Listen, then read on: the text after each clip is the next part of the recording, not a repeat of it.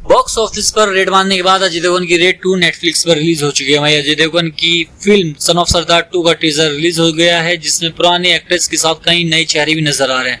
आप जाकर ये टीजर देख सकते हैं। वहीं वॉर 2 से ऋतिक रोशन, जूनियर एनटीआर और कियारा आडवाणी का लुक रिलीज हो चुका है। नेटफ्लिक्स की नई फिल्म आप जैसा कोई का ट्रेलर रिलीज हो चुका है, जिसमें आरवाधवन के साथ फातिमा शनाज शेख भी नजर आएगी। साथ में नेटफ्लिक्स की आखिरी सीरीज स्क्वाड गेम सीजन 3 27 जून को रिलीज होने के लिए तैयार है। अब इसमें आखिर वो कौन होगा जो टारगेट पे बेस है।